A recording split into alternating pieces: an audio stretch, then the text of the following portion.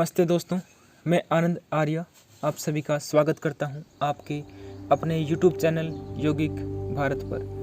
दोस्तों, आज हम घेरण संहिता को एक इंट्रोडक्शन के रूप में पढ़ेंगे। यदि आप इंट्रोडक्शन को ही अच्छी तरह से समझ लेते हैं तो घेरण संहिता से संबंधित अन्य सभी सवालों के जवाब आप आसानी से दे पाएंगे। तो चलिए शुरू करते हैं। दोस्तों, घेरण संहिता 17वीं शताब्दी का एक ग्रंथ है जो महर्षि घेरंड और राजा चंडकपाली के बीच के संवाद पर आधारित है। राजा चंडकपाली हठ योग का ज्ञान प्राप्त करने के लिए महर्षि घेरंड के पास जाते हैं और उनसे हठ योग के बारे में पूछते हैं। तब महर्षि घेरंड उन्हें हठ योग का ज्ञान देते हैं। घेरण संहिता को सप्तांग योग भी कहा जाता है क्योंकि इसके अंदर 7 चैप्टर्स हैं और इसे घटस्थ योग भी कहा जाता है। इस बात को दोस्तों अच्छी तरह से याद कर लीजिए। दोस्तों, अब बात करते हैं चैप्टर्स के इंट्रोडक्शन का। तो जो फर्स्ट चैप्टर है उसके अंदर 60 श्लोक्स और षटक्रम बताए गए हैं। सेकंड चैप्टर के अंदर 45 श्लोक्स और योगासन्स का वर्णन किया गया है। थर्ड चैप्टर के अंदर 100 श्लोक्स और मुद्रा और बंध का उल्लेख मिलता है। चैप्टर 4 में 5 श्लोक और प्रत्याहार का वर्णन है। चैप्टर 5 के अंदर 91 श्लोक और प्राणायाम बताए गए हैं। चैप्टर नंबर 6 इसके अंदर 22 श्लोक और ध्यान का वर्णन मिलता है। चैप्टर नंबर 7 25 श्लोक और समाधि का वर्णन किया गया है। दोस्तों, घेरण संहिता के अंदर सबसे पहले शरीर शुद्धि की क्रियाओं की चर्चा की गई है जिसे षटक्रम कहा जाता है। तो 6 षटक्रम बताए गए हैं। धोतिर वस्ति तथा नेति लोलिकम त्राटकम तथा कपाल भाति सचेतानी षटकर्माणि समाचरेत। धोती, वस्ति, नेति, लोलिकी। लोलिकी का अर्थ है नोली और त्राटक कपाल भाति। तो दोस्तों, धोती के 4 प्रकार बताए गए हैं। अंत्य धोती, दंत धोती, हीरे धोती और मूल शोधन। अंत्य धोती। अंत्य धोती के अंदर वातसार, वारिसार, अग्निसार और बहिष्कृत ये 4 प्रकार की धोती आती हैं। दंत धोती। दंत धोती के अंदर दंतमूल धोती, जीवाशोधन धोती, कर्णरंध्र धोती और कपाल रंध्र धोती। यहाँ पर एक बात ध्यान दीजिए दोस्तों कि एग्जाम के अंदर ये पूछा जाता है कि दंत धोती के कितने प्रकार दिए हैं। तो यहाँ पर हम 4 प्रकार की धोती देख पा रहे हैं, लेकिन यहाँ पर 5 प्रकार की धोती हैं। जो कर्णरंध्र धोती है उसको 2 गिनेंगे, एक लेफ्ट साइड का कान और एक राइट साइड का कान। तो जब भी एग्जाम के अंदर क्वेश्चन आए कि दंत धोती कितने प्रकार की है तो हम आंसर करेंगे 5। थर्ड है हृद धोती। हृद धोती के 3 टाइप हैं, दंड धोती, वमन धोती और वस्ति धोती। नेक्स्ट है 4th मूल शोधन। मूल शोधन का कोई टाइप नहीं है। अब बात करते हैं वस्ति की। तो वस्ति के 2 प्रकार बताए गए हैं, जल वस्ति और स्थल वस्ति। नेक्स्ट है नेति। जल नेति और सूत्र नेति इसके अंदर बताई गई है। नेक्स्ट है लोलकी। तो लोलकी के अंदर मध्यम नोली, वाम नोली और दक्षिण नोली। नेक्स्ट है त्राटक। तो त्राटक भी लोलकी की तरह 3 प्रकार का है, बाह्य त्राटक, अंत्य त्राटक और अधो त्राटक।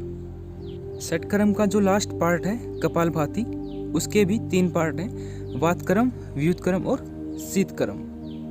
दोस्तों, अब बात करते हैं सेकंड चैप्टर की। दोस्तों, घेरण संहिता के सेकंड चैप्टर में 32 आसनों की चर्चा की गई है।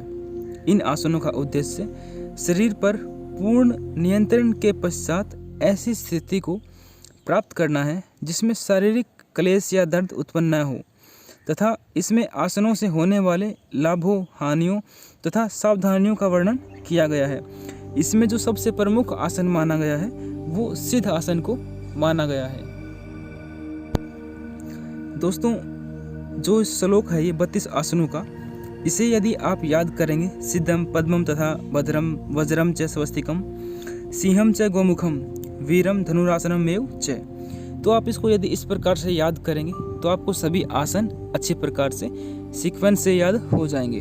और बाकी आप इसको यदि वैसे याद करेंगे एक एक आसन को तो आपको थोड़ा समय लग सकता है। मेरा विचार है कि आप इस श्लोक को ही याद कर लीजिए। आपको थोड़ा मुश्किल लगेगा लेकिन आपको लंबे समय तक याद रहेगा। तो अब हम देख लेते हैं कि 32 आसन कौन कौन से हैं। पहले है सिद्धासन, पद्मासन, भद्रासन, मुक्तासन, वज्रासन, स्वस्तिकासन, सिंहासन, गोमुखासन, वीरासन, धनुरासन, मृतासन, गुप्तासन, मत्स्यासन, मत्स्येंद्रासन, गोरक्ष आसन, पश्चिमोत्तान आसन, उत्कटासन, संकटासन, मयूरासन, कुकुटासन, कूर्मासन, उत्तान कूर्मासन, मुंडुकासन, उत्तान मुंडुकासन, वृक्षासन, गरुड़ासन, विरसासन, शलभासन, मकरासन, उष्ट्रासन, भुजंगासन और योगासन। तो दोस्तों ये 32 आसनों के नाम हैं। आप इन्हें सीक्वेंस से याद कर लीजिए और श्लोक को याद कर लीजिए, आप यदि इसे लंबे समय तक याद रखना चाहते हैं तो। दोस्तों अब बात करते हैं 3rd चैप्टर की। महर्षि घृण्य ने 3रे अध्याय में मुद्राओं की चर्चा की गई है। प्राण को शरीर के भीतर रोकने के लिए महर्षि घृण्य ने मुद्राओं का वर्णन किया है।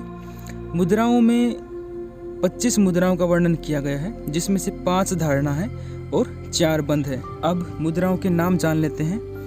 मूल बंध, जलांध्र बंध, उड्डयन बंध, महाबंध, महामुद्रा, नभोमुद्रा, खेचरी, महावेद मुद्रा, विपरीत करणी मुद्रा, योनि मुद्रा, वज्रोनी मुद्रा, शक्ति चालनी मुद्रा, तड़ागी मुद्रा, काकी मुद्रा, मतंगनी, भुजंगनी, मांडुकी, सांभवी, अश्वनी, पासनी मुद्रा, पार्थिवी धारणा, आम्बसी धारणा, आग्नेय धारणा, वायुव्य धारणा और आकाशी धारणा। तो जो ये लास्ट में 5 धारणाएं बताई गई हैं, 20 मुद्राओं में 4 बंध और 16 मुद्राएं हैं। आप इन्हें अच्छे प्रकार से याद कर लीजिए और नोट कर लीजिए। इसमें से एक क्वेश्चन अवश्य ही आता है। मुद्राओं का अभ्यास प्राणमय कोश और मनोमय कोश को प्रभावित करता है। इस बात को अच्छे प्रकार से ध्यान रखिए। दोस्तों अब बात करते हैं 4th चैप्टर की। तो 4th चैप्टर के अंदर प्रत्याहार का वर्णन किया गया है। तो प्रत्याहार के अंदर बताया गया है कि प्रत्याहार से काम आदि शत्रुओं का नाश होता है। जहाँ जहाँ चंचल मन विचरण करे उसे वहीं से लौटाने का प्रयत्न करें तथा आत्मा को वश में करें। पुरस्कार तिरस्कार, सुनने में सुखद, सुनने में अरुचिकर वचनों से मन को हटाएं। सुगंध और दुर्गंध से मन को हटा लें। मधुर, अम्ल, तिक्त आदि रसों की ओर मन आकर्षित ना हो, उसे वहाँ से हटाकर आत्मा के वशीभूत करें। ऐसा प्रत्याहार के अंदर बताया गया है। दोस्तों अब बात करते हैं चैप्टर नंबर 5। चैप्टर नंबर 5 के अंदर स्थान, काल, मिता आहार, निषिद्ध आहार और 8 प्रकार के कुंभकों का वर्णन किया गया है। कुंभक अर्थात प्राणायाम। तो वे 8 कुंभक कौन से हैं? नंबर 1 सहित कुंभक। सहित कुंभक के 2 प्रकार हैं, सगर्भ और निगर्भ। सगर्भ का अर्थ है कि जिस प्राणायाम को विध मंत्र के साथ किया जाए, और निगर्भ का अर्थ है कि वो प्राणायाम जिसको विदाउट मंत्र किया जाए। सेकंड है सूर्य भेदन प्राणायाम, थर्ड है उज्जाई, फोर्थ है शीतली, फिफ्थ है भस्त्रिका, सिक्स्थ है भ्रामरी, 7th मूर्छा और 8th केवली। तो आप इन 8 प्राणायाम को बिल्कुल सीक्वेंस के साथ याद करें। Chapter number 6। दोस्तों चैप्टर नंबर 6 के अंदर ध्यान का वर्णन मिलता है। तो यहाँ पर 3 प्रकार का ध्यान बताया गया है। नंबर 1 स्थूल, नंबर 2 ज्योति और नंबर 3 सूक्ष्म ध्यान। मूर्ति, गुरु और इष्ट देव का ध्यान है स्थूल ध्यान, और तेजोमयी ब्रह्म का ध्यान या उसकी शक्ति की भावना करना है ज्योति ध्यान, और जिस शक्ति के द्वारा बिंदु में ब्रह्म कुंडलिनी शक्ति का ध्यान हो वो है सूक्ष्म ध्यान। Chapter number 7। 7वें चैप्टर के अंदर महर्षि घृण्य ने 6 प्रकार की समाधियों का वर्णन किया है। फर्स्ट समाधि है ध्यान योग समाधि, सेकंड है नाद योग समाधि, थर्ड है रसानंद योग समाधि, फोर्थ है लय सिद्धि योग समाधि, फिफ्थ है भक्ति योग समाधि और सिक्स्थ है राजयोग समाधि।